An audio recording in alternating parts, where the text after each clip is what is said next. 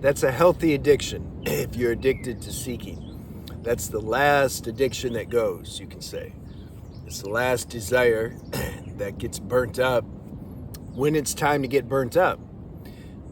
Now, what I see is people, they start listening to spiritual videos and non-dual stuff, and then people tell them that there's no seeker and there's nothing to seek and all that. And so then they say, oh, good, like it's too much work anyway. I'm going to stop all that because there's no need to seek. There's no seeker. Right. I was imagining the whole time that there is a seeker, but now somebody told me there's no seeker, and so I'm done seeking. But it's the mind that did that. Your seeking's not over. And so that's what causes the weirdness. Remember I made the video, don't be weird? You can be weird if you're conscious. Be consciously weird. And we all have our own little weird peculiarities. Like me, and I capitalize on it. I have fun being weird, but I know I'm being weird. I'm not playing a role and thinking like, whoa, I'm really like, no, this is me. No, there's no me. I know this, but there's an apparent me, and it's fun, and that apparent me is just as real as the non-dual me. The non-dual me is the apparent me. How am I going to say there's no me? Okay, back to seeking. This is the game that we're playing in. You can't call that off too early, otherwise you're not going to reach, you know?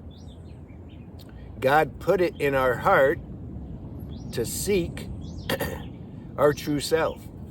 Consciousness, also God made it to where the consciousness, which is what God is, the manifested form of God, boring if you're just God and there's no, that's why the people know there's no consciousness. It's okay. God manifests as consciousness because it's a creative expression of the infinite.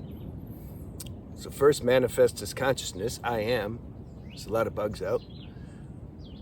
And then it dreams, the consciousness dreams itself into this individual construct called me.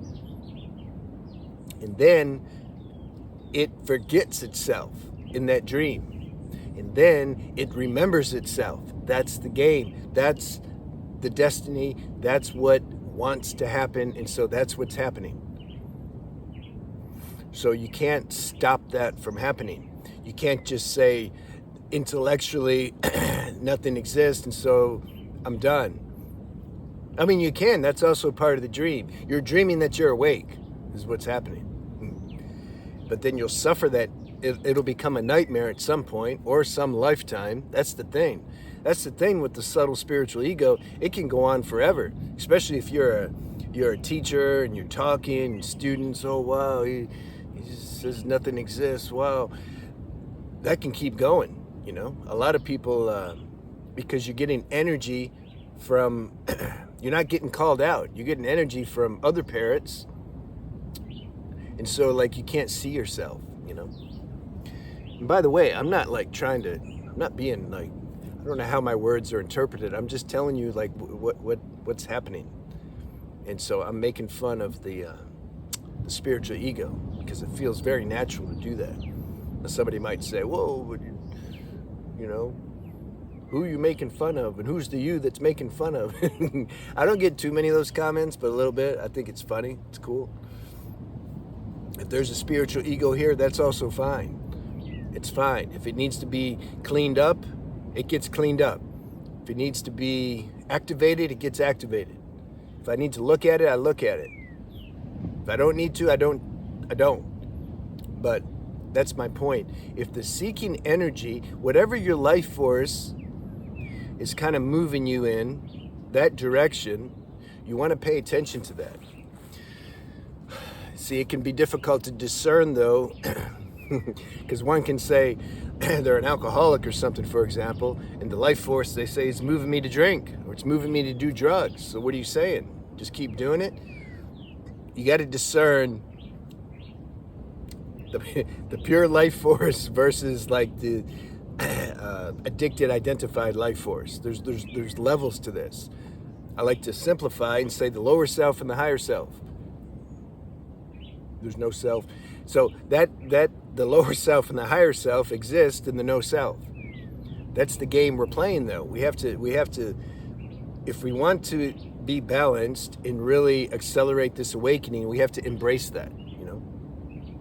So once you discern, you can say the sleeping, addicted, conditioned life force, once you discern that between the pure life force, you can say, the natural life force that moves you when you're harmonized with life, and your life is cleaned up so that you can feel this harmony. There's that life force. So you want to listen to that. If that tells you to watch spiritual videos or read spiritual books or talk to spiritual people or continue your sadhana and your meditation and your yoga practice, whatever, you need to listen to that. Listen to that. Don't let the mind trip you up and say, oh, but there's no need for it. Let God tell you when there's no need for it, not somebody on YouTube or any teacher, actually. Your own highest inner guru is inside, but it can manifest as an external guru too. Don't dismiss that. It's another non-dual trap. You don't need gurus, and gurus don't exist. And no, God's playing this whole show. Let the universe prescribe to your life what will best suit you and help you and accelerate your awakening. Because if you start saying, you know, like, I don't need anything and nothing exists, you're delaying your awakening, thinking that you're already awake. So discern that. Now here's the irony. Most of the people that listen to this channel or video, you're probably not going to be doing that anyway. Otherwise, you just get uncomfortable and leave. So what's the point of me saying this? The point of me saying this is because that tendency to do that may be in there somewhere, and we're exposing it now. That's all we're doing. We're fleshing out, we're weeding out all those little subtle tendencies that the mind has that maybe you're not always aware of. Or maybe you're aware of, but it's kind of in the background somewhere. We're bringing that stuff to light so that you can be free of that. That's all. That's what we're doing. I'm affirming and confirming what you already know. And so you allow this seeking energy. It's fun. It's fun doing sadhana. I like it. I like checking in, like I'm doing it now. Presence. I feel it. It's like it's here. There's this vibration, right? Or sometimes a longer sit-down meditation. I'm all caught up with my chores. I just want to sit here. That's nice. What am I going to say? Oh, I don't need to do that because no, man. Do flow. So that's the last thing to. Can I say it ever? It don't totally get burnt up as long as we have an individual form, which we will forever on some level. Some people mistake when I say we're going to keep an individual form to think we're talking about this body. No, there can be a very fine, just light body, very fine sheath that's separating, you can say, that's given a sense of separation so that we can still exist and enjoy this realization, this divine realization. You need some contrast. You need an individual something.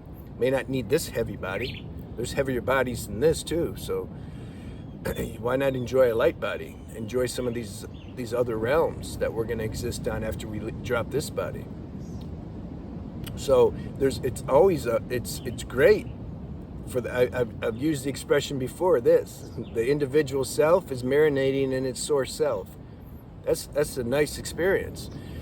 So if that seeking energy or the tendency to do that is there, flow with it, enjoy. That's going to burn off all these delusions that we've picked up while we're in this dream, sleeping, thinking we're this individual self. That has to organically get burnt up. You can't just say it doesn't exist, because it's going to exist. Somebody has subtle perception can see it. That it's in your face, in your eyes, it's in your energy, your aura, it's existing, it's there. So admit it and let the universe show you how to dismantle that. It gets dismantled automatically. If you just flow with the life force is doing everything. flow with it. Let it take care of you, because it wants to, and it is. And then so what I was saying is, can that ever be totally burnt up, the desire to seek? No, not totally. You're not going to be obsessed with it, but that tendency to continuously fuse and merge with your source self, of course that's going to be there. How's that not going to be there? But it's more light. When that's your highest desire in life, this fusion, you're good. All right, have a good day.